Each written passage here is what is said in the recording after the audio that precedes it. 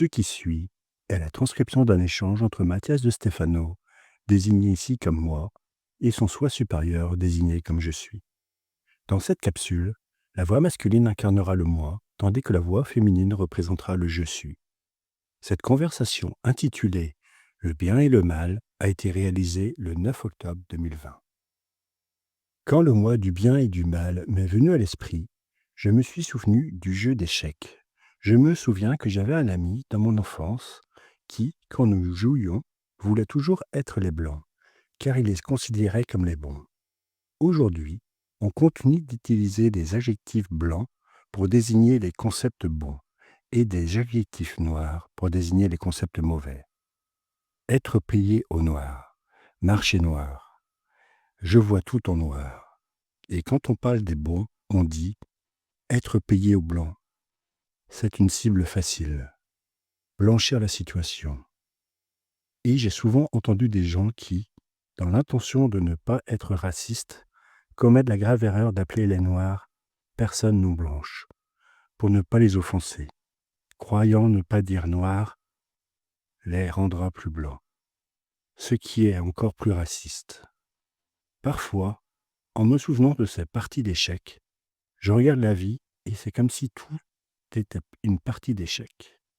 Tout le monde essaie de lutter contre ses adversaires, dans une bataille entre les bons et les méchants, entre les noirs et les blancs, les femmes et les hommes, les scientifiques et les spirituels, les ignorants et les savants, la droite et la gauche, les riches et les pauvres.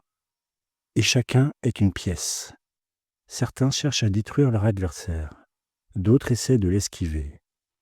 Chacun est dans sa petite case carrée, essayant de toujours rester sur la même couleur pour ne pas changer de perspective. Et au moindre changement, vous pouvez vous retrouver en danger. C'est comme si traverser la vie consistait à essayer de survivre à la morale. De plus, nous sommes à l'ère du politiquement correct, où, au lieu d'appeler à plus d'unité et de respect, la seule chose qui a été accomplie est de nous séparer encore plus en groupes, élites, communautés. L'être humain, comme les végétaux et les animaux, a toujours considéré la vie comme une lutte, une bataille pour la survie et l'expansion. Il a trouvé dans la défense des siens un moyen de se protéger et d'assurer sa survie. Vu sous cet angle, tout le monde sera ennemi jusqu'à la preuve du contraire. Avancer en territoire connu, là où les gens pensent comme nous procure un sentiment de sécurité et de stabilité, et chaque mouvement doit être mûrement réfléchi, car à chaque coin de rue, le changement peut se transformer en mort aux mains de l'ennemi. Ainsi, la recherche du bien-être engendre toutes sortes d'antinomies, d'antipodes, d'antagonistes, d'ennemis, afin d'être prêt à faire face à toute situation.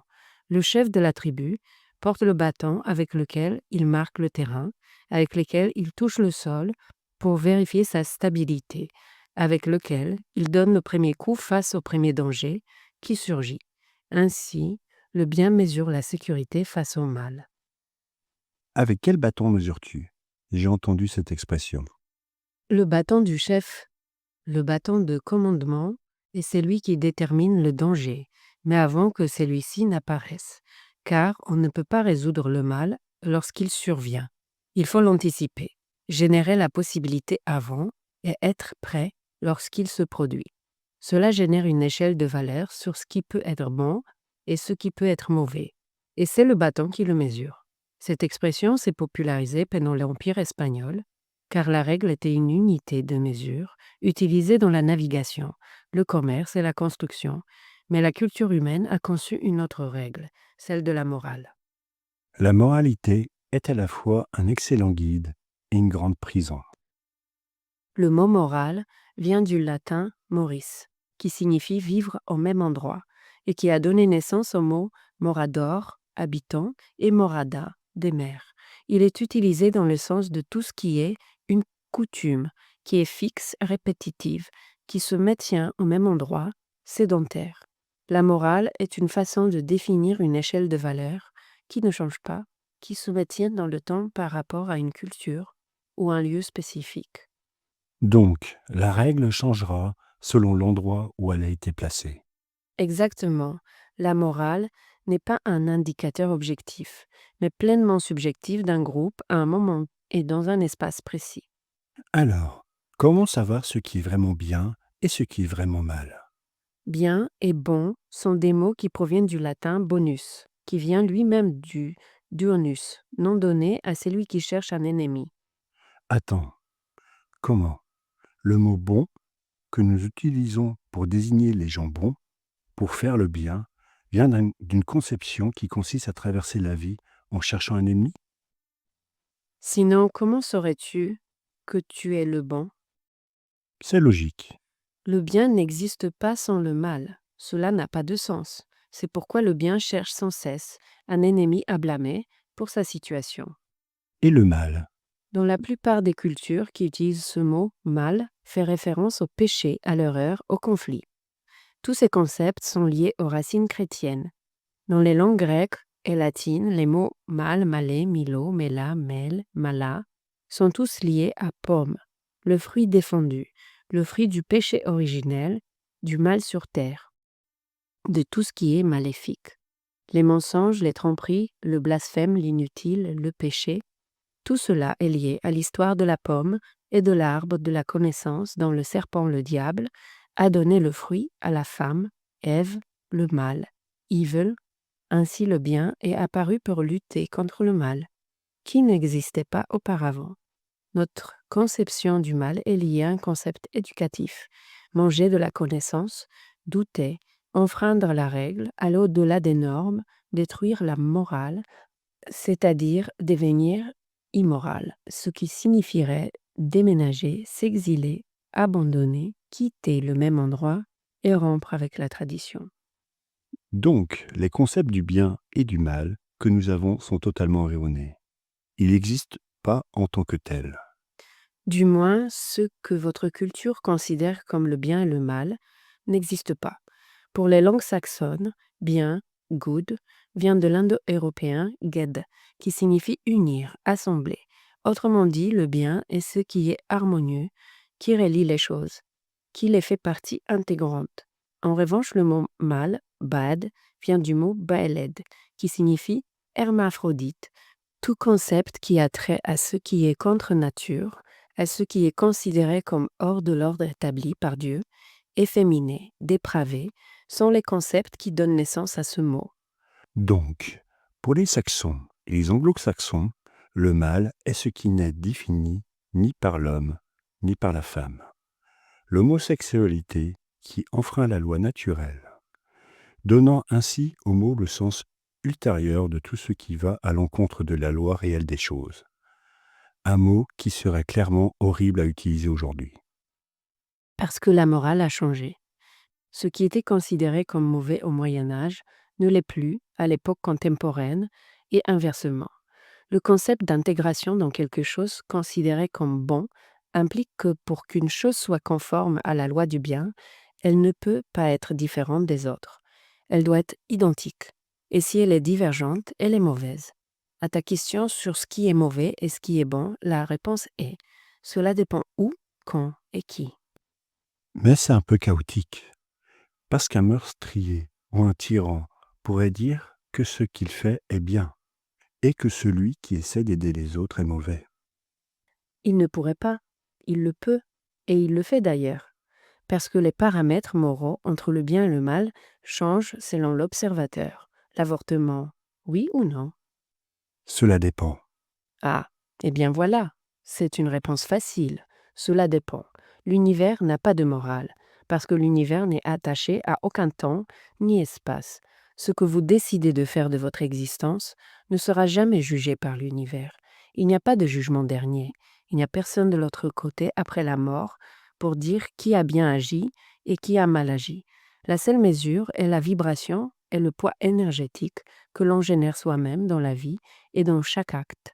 La seule mesure qui évalue le bien et le mal est la conscience d'un individu à une époque et dans un contexte précis. La morale est une illusion. Pourquoi juger un meurtre, mais pas un avortement? Pourquoi interdire l'avortement et autoriser la guerre? Cette question pourrait prendre des jours, car la dualité du bien et du mal est éternelle. On ne peut pas passer des jours à discuter de quelque chose qui n'a pas de vérité. Dans quel sens? Les grandes discussions sur la moralité humaine ne font que créer davantage de conflits, car ce qui est défendu aujourd'hui sera peut-être sans importance à l'avenir. Ce qui est considéré comme normal aujourd'hui sera peut-être une atrocité demain. De même, ce qui est aujourd'hui un combat sera demain absurde de se battre pour l'évidence. Je ne perdrai donc pas de temps à essayer d'identifier ce qui est bien et ce qui est mal. Et que ferais-tu? Je comprendrai le bien et le mal comme des outils sociaux d'harmonie entre les parties, pas comme des paramètres de mesure de l'être. L'erreur est de défendre des positions alors qu'il faut en réalité résoudre des problèmes, pas des philosophies. Lorsque tu essaies de résoudre des problèmes à partir de la philosophie, tu ne fais que t'embrouiller l'esprit, et ce n'est pas pratique. La politique sociale et le politiquement correct doivent être pratiques, pas moraux. Les problèmes se renouvellent, et la morale est toujours la même, c'est sa nature. Je ne dis pas qu'il ne doit pas y avoir de morale, mais que tu dois reconnaître qu'elle n'est pas un paramètre de valeur universelle. Il n'existe pas de loi pour la morale. Le seul outil capable de réguler le mal et le bien s'appelle l'éducation. Mais l'éducation est contrôlée par un programme, un système. Non, cela ne s'appelle pas l'éducation, cela s'appelle l'enseignement. Enseigner, c'est pointer quelque chose, le montrer tel qu'il est.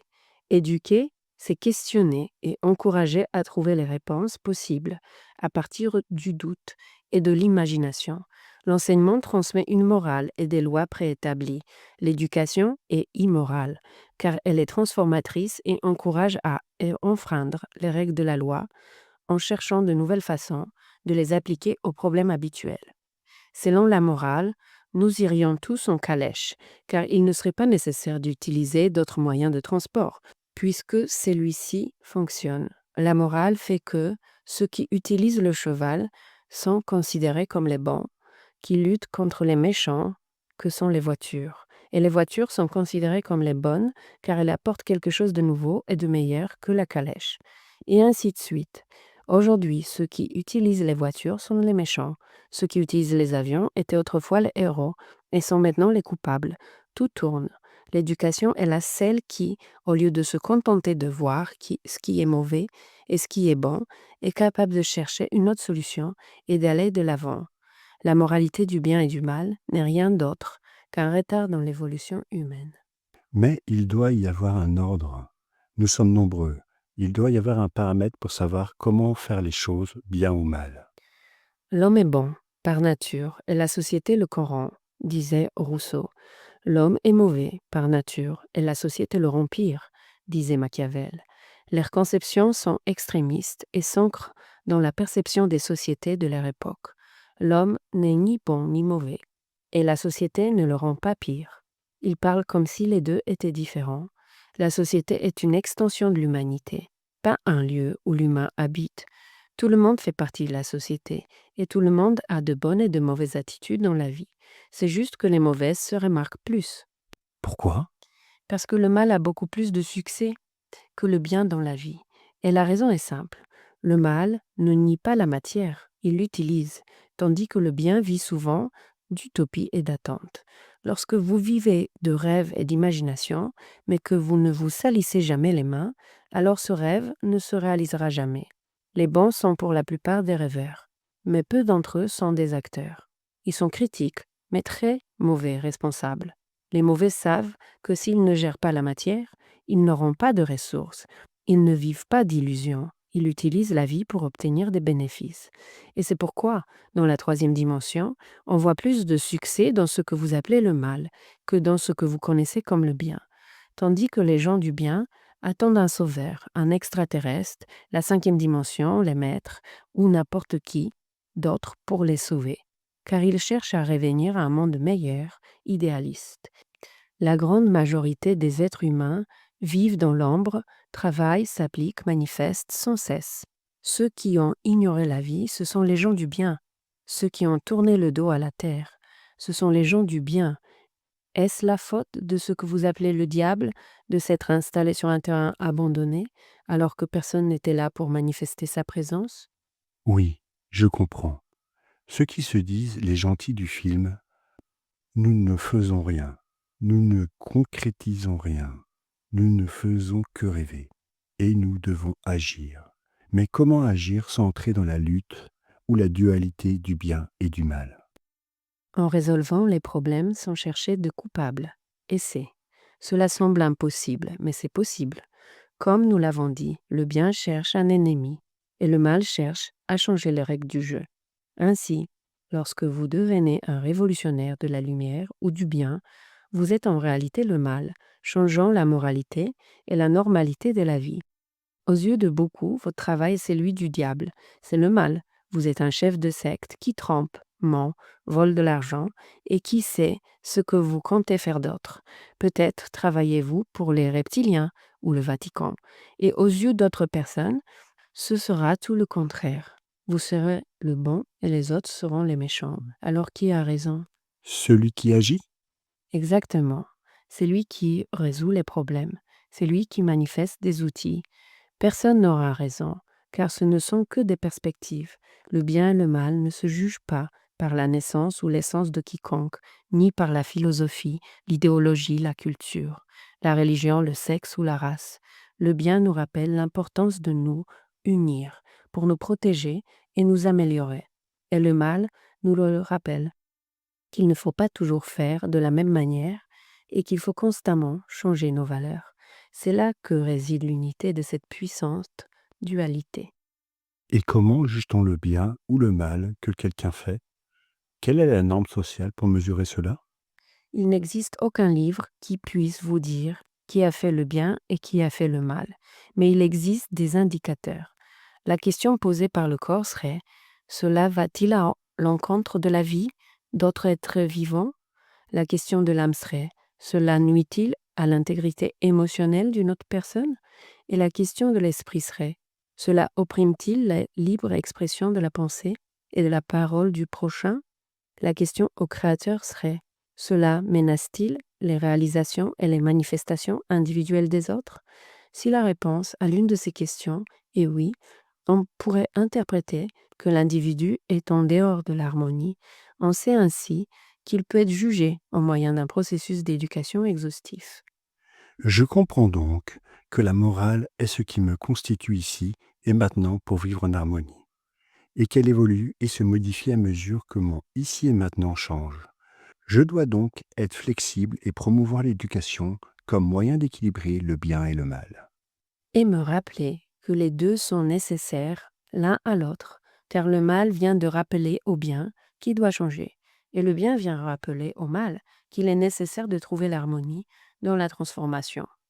Je me libère de la lutte entre le bien et le mal, et je me lance dans une transformation constante et équilibrée.